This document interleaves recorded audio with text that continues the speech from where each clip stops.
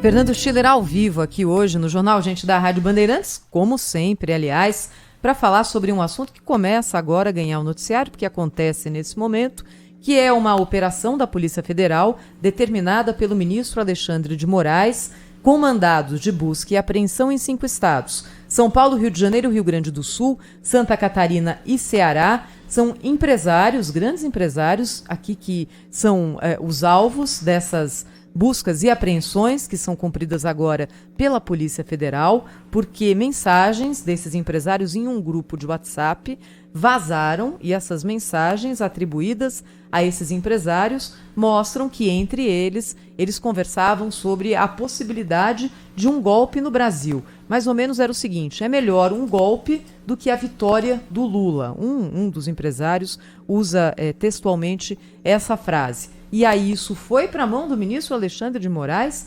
justamente no dia, não é, Pedro, em que há um encontro relevante envolvendo o ministro e agora essa operação nas ruas. Eu queria ouvir o Fernando Schiller. É claro que é um assunto que acontece agora, então a gente tem que acompanhar quais são os elementos, qual é a fundamentação disso ao longo do dia, mas de qualquer forma é algo que tende a ganhar em relevância, né, Schiller?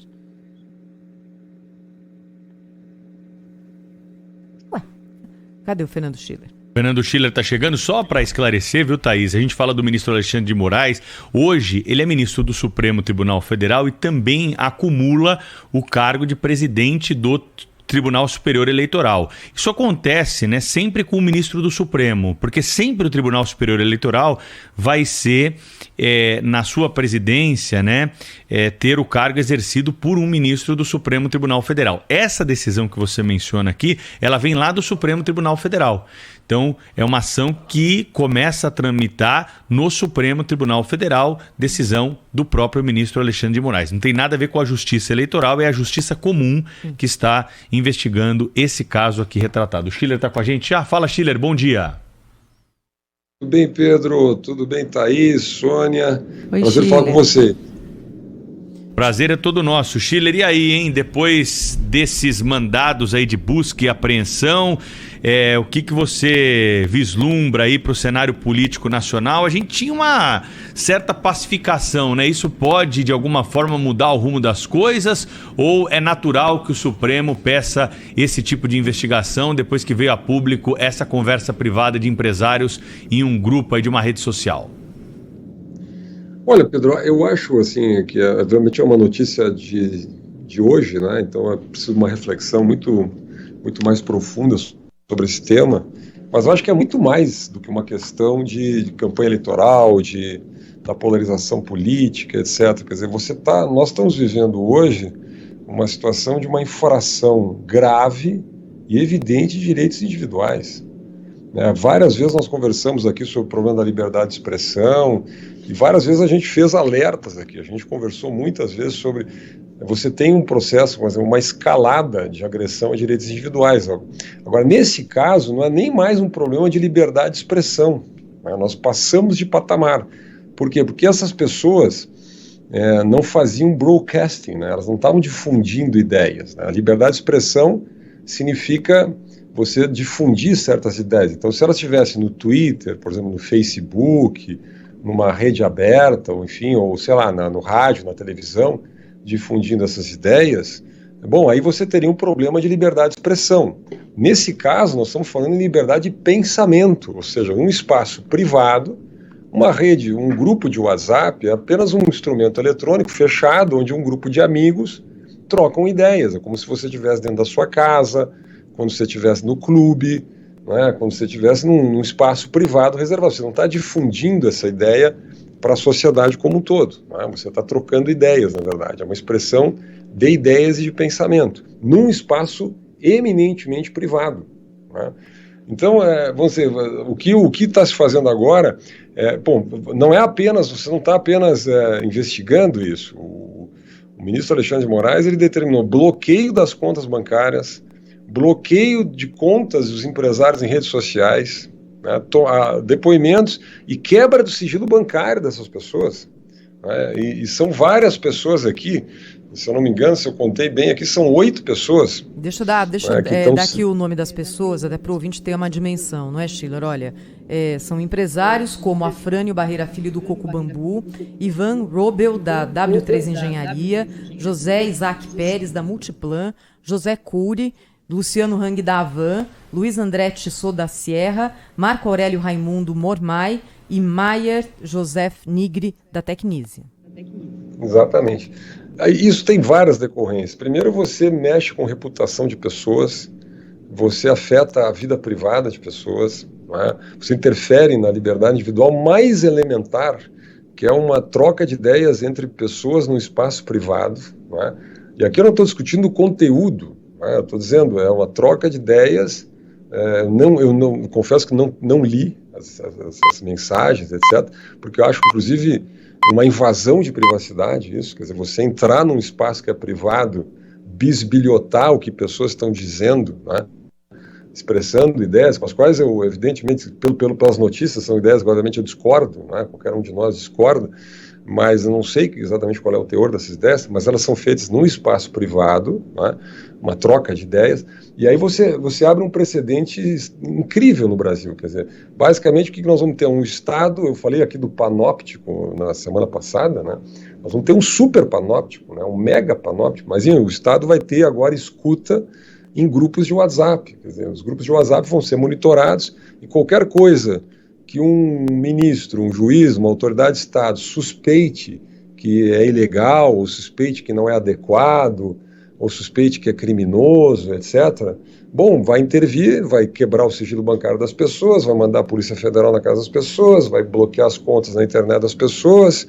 Quer dizer, então significa todos os cidadãos brasileiros agora cuidem o que vão falar no WhatsApp, saiam nos grupos de WhatsApp, cuidem o que vão falar também nas suas casas, porque recentemente num clube aqui em São Paulo também aconteceu isso, as pessoas estavam conversando numa mesa de um bar, num clube privado, e houve uma interferência da polícia, as pessoas foram conduzidas a uma delegacia da polícia por ordem do ministro Alexandre de Moraes, que é uma espécie de super panóptico brasileiro. Então nós estamos numa situação muito grave. O que me choca é que a sociedade assiste isso. Nós temos 35 anos de Constituição no Brasil, já é extremamente duvidoso, né, que você propagar ideias que uma autoridade de Estado interprete como sendo ditatoriais, autoritárias, ou uma ameaça ao Estado de Direito, etc., sejam punidas. Nós tivemos recentemente o caso do PCO. O PCO fez um tweet onde ele propugnava, defendia o fechamento do Supremo. Os partidos comunistas, de uma maneira geral, historicamente defendem uma coisa chamada ditadura do proletariado, significa um outro modelo de Estado, ditatorial, né, ditadura do proletariado. Então, um partido comunista que expressou num tweet absolutamente relevante, que deve ter lá, sei lá, 100 ou 200 likes, né, sei lá, 10 compartilhamentos, 20, não importa isso, mas vamos lá. Algo que não é uma ameaça crível, não é uma ameaça real, mas era um broadcasting, né, era uma difusão de uma ideia que o ministro considerou uma ameaça à democracia, né, e foram punidos, né, banidos da internet, bloqueados contas e assim por diante, né, censura prévia. Agora nós passamos de degrau, é um degrau muito mais grave, porque não é nem uma difusão de ideias, são pessoas que difundiram ideias que o ministro também considera uma ameaça ao Estado de Direito num grupo privado. Então há uma invasão, uma esfera privada dos indivíduos, né? Então é difícil até comentar esse assunto. O Schiller, muito grave justamente isso você está colocando com um esclarecimento, uma lucidez de sempre, né, incríveis, porque essa discussão ela aconteceu há alguns anos aqui na França, no episódio dos atentados por aqui, em 2015. Então, quer dizer, os WhatsApps, Telegram, etc. e tal, redes sociais passaram realmente a ser patrulhadas, vamos dizer assim, pelas inteligências, pela inteligência francesa, pela inteligência europeia, no objetivo de pegar terroristas. Isso dividiu opiniões na época por conta disso que você está falando da liberdade de expressão. Agora, acabou dando resultado. A gente tem que colocar aqui que acabou dando resultado. Quer dizer, pegaram pessoas que realmente estavam armando bombas através de WhatsApp, que estavam combinando encontro de células terroristas em determinadas cidades. Isso acabou funcionando de uma certa forma. Então, o que eu te pergunto, até quando vai o limite disso? Quer dizer, que é o trabalho de uma investigação, que precisa saber se existe uma conspiração, terrorismo, etc., ou a liberdade de expressão, que é o que você colocou. De fato, eles conversando, né, dentro da sua própria casa, dentro do seu próprio clube, dentro do seu próprio WhatsApp. Olha, Sônia, eu acho que a comparação acho muito difícil que seja feita, viu? Por quê? Porque na França nós tínhamos efetivamente um atentado terrorista, nós tínhamos uma ameaça efetiva. Na tradição, por exemplo, da primeira emenda americana, que é talvez a grande tradição no tema da liberdade de expressão, é feita uma distinção muito clara, que é uma ameaça clara, real e objetiva, né? Você tem o chamado clear and present danger, ou seja, o perigo real, imediato, objetivo, né, presente, e o que é uma ideia, uma suspeita, uma alegação, enfim, quer dizer, no fato, quer dizer, é muito diferente isso, quer dizer, um debate político, expressar uma ideia sobre o modelo político, sobre ações de natureza política, enfim, que não tem necessariamente nenhuma consequência crível, né, que não tem nenhuma sinalização de consequência crível, nada, quer dizer, então não há uma ocorrência, não há uma ameaça imediata, não há uma consequência de nenhum sentido em termos de ação, né? Então, por exemplo, se esses empresários estivessem fazendo uma convocação objetiva para que as pessoas se reunissem, invadissem lá o Congresso Nacional e derrubassem os poderes da República, supondo que ocupar um prédio é dar um golpe de Estado. A gente viu lá, por exemplo, no Capitólio, que as pessoas ocuparam lá o Capitólio, mas não deram nenhum golpe de Estado, simplesmente fizeram uma arruaça, foram presas com toda a razão, e qualquer um que ocupar um prédio público ou fizer uma arruaça no Brasil também será preso, conforme diz a legislação, etc. Porque, então, mas não se trata disso, trata de pessoas expondo ideias com as quais se pode concordar ou não, eu pessoalmente discordo, que pese apenas ler relatos, não é? Então não tem nenhuma objetividade, isso é uma interpretação, e mais, num espaço privado, né, onde as pessoas põem aí as suas visões, né. Então eu acho que é um assunto, inclusive, que transcende muito a liberdade de expressão, nesse caso é um direito básico da privacidade, né. A consequência disso é que nós temos uma sociedade hoje do medo, né. Grupos de WhatsApp vão ser desfeitos, as pessoas vão cuidar, porque se aquelas mensagens podem ser interpretadas como uma grave ameaça ao Estado de Direito, o que eventualmente não pode ser essa entrevista, que pode ser interpretada como uma grave ameaça ao Estado de Direito. Quer dizer, o medo, eu gosto de ciência política, Montesquieu dizia que o despotismo é baseado no medo, né? O despotismo é baseado no medo difuso, né? Onde os direitos são relativizados, as pessoas não sabem mais qual é a extensão dos seus direitos individuais. Estava tentando achar aqui algum caso em que a gente pudesse traçar um paralelo, porque de fato é difícil, né, Chilerin? Porque é uma situação muito específica pela qual a gente passa agora.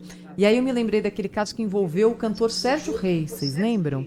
Ele também teve áudios de grupos de WhatsApp vazados, era um momento em que havia uma incitação ali à greve de caminhoneiros, ele também falava sobre a possibilidade de, não sei se invadir o Supremo Tribunal Federal, uma bobagem dessas, mas aí ele também foi alvo ali de uma operação da Polícia Federal, determinada também pelo ministro Alexandre de Moraes. Aí ele veio a público, disse que errou, estava tomando remédio, não estava bem, mas enfim, era uma pessoa ali naquele momento também conversando em um grupo de WhatsApp e sem nenhuma dimensão política, sem nenhuma capacidade de influenciar quem quer que seja, nem sei se dentro do próprio grupo de WhatsApp do qual ele participava, mas também foi um episódio mais recente, esse aqui de 2021.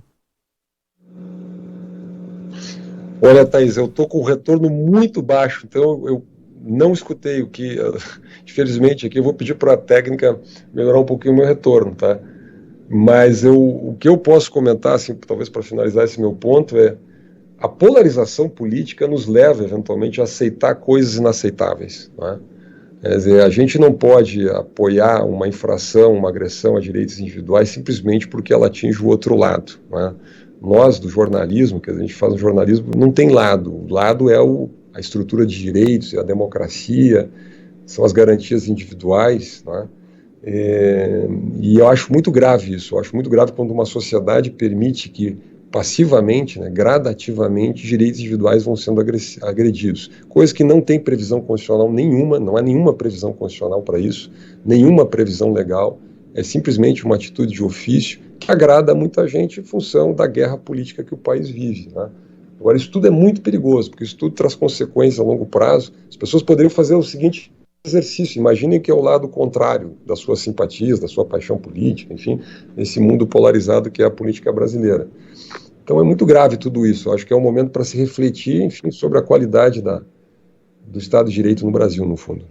Fernando Schiller, cientista político, nosso colunista aqui na Rádio Bandeirantes, volta ao longo da semana aqui no Jornal Gente. Agora são 9h24.